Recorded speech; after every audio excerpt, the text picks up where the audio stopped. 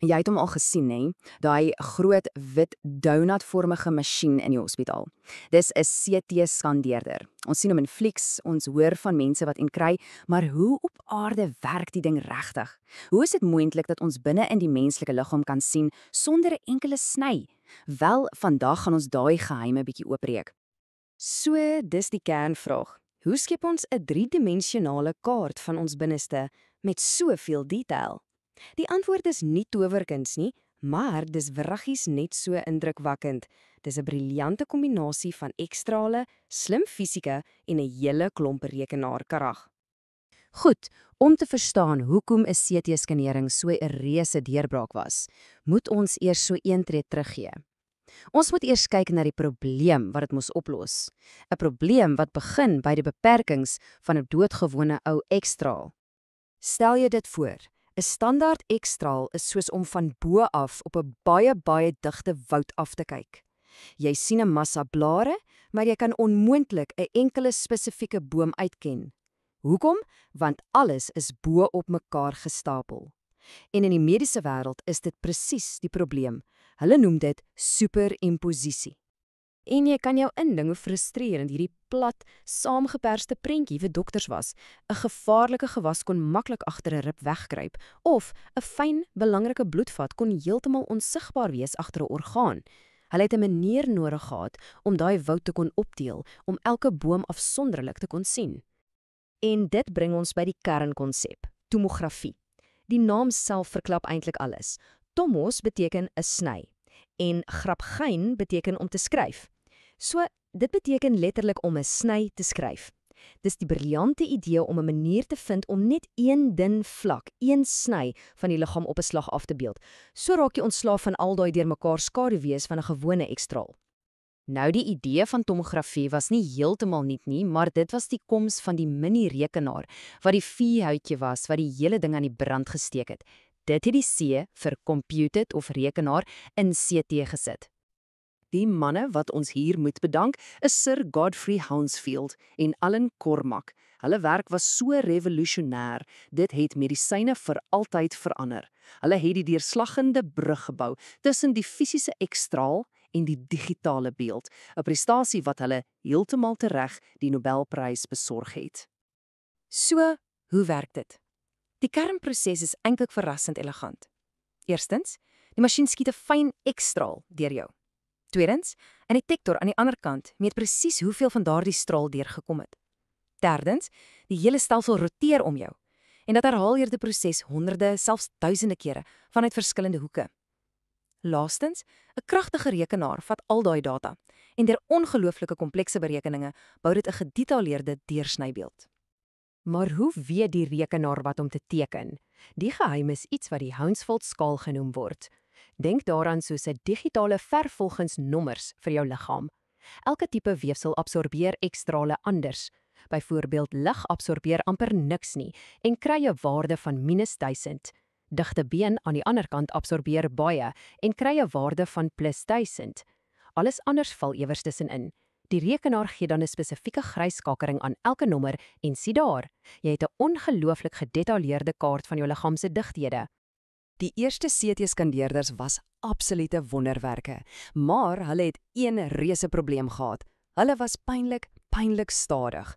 So, die volgende groot uitdaging was 'n reus teen die klok, om vinnig genoeg te word om die hele bewegende, asemhalende liggaam te kan skandeer en nie net die stilstaande brein nie. Dink net gou hieroor na. Die heel eerste skandeerder het 4 minute geneem vir net 2 dun snytjies. Terwyl dit gebeur, klop jou hart, jou longe haal asem, jou ingewande beweeg. Enige van daai beweging het die beeld in 'n nuttelose, vage mors verinner. Vir CT om regtig in die borskas of die buik te kon werk, moes dit dramaties vinniger word. En die deurbraak. Dit was spiraal of heliese CT. Kyk, die ou metode was 'n stop en skiet proses. Neem 'n foto, skuif die pasiënt, neem nog 'n foto. Baie stadig. Spiraal CT doen alles gelyk. Die ekstraalbuis draai voortdurend, terwyl die tafel waarop jy lê glad deur die masjien beweeg. So, in plaas van lossnye, vang dit 'n aaneenlopende spiraal van data vas. Dis amper soos om 'n appel in een lang, ononderbroke skil af te skil.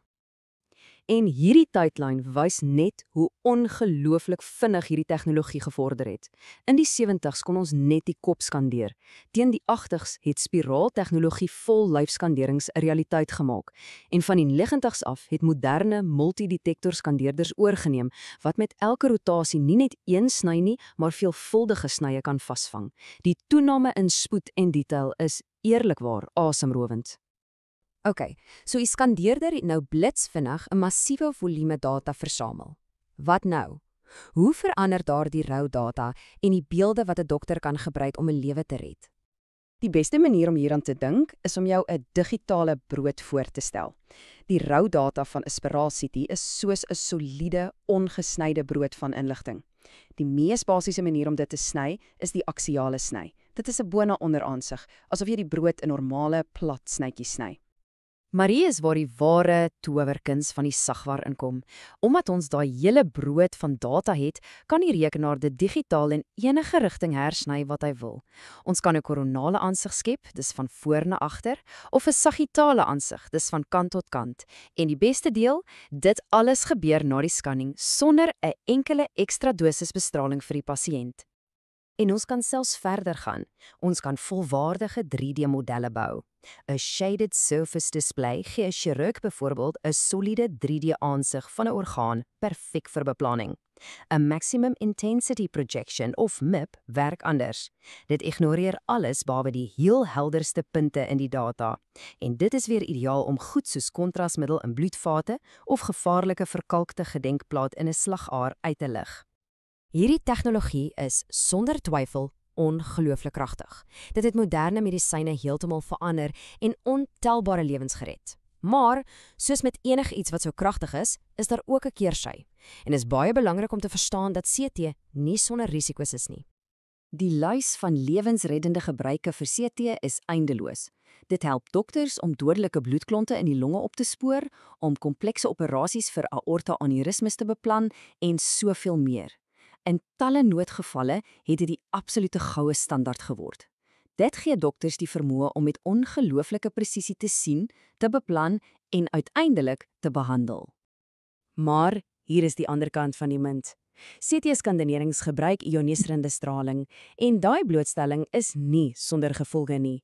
Hierdie syfer is, wel, dis nogal ontstellend. Dis die beraamde persentasie van alle kankers in die VSA wat moontlik aan bestraling van CT-skanderings toegeskryf kan word. Dit is 'n kragtige herinnering dat hierdie ongelooflike instrument slegs gebruik moet word wanneer die voordeel die risiko duidelik en onteenseglik oorskry. En dit laat ons met 'n finale en miskien die belangrikste vraag.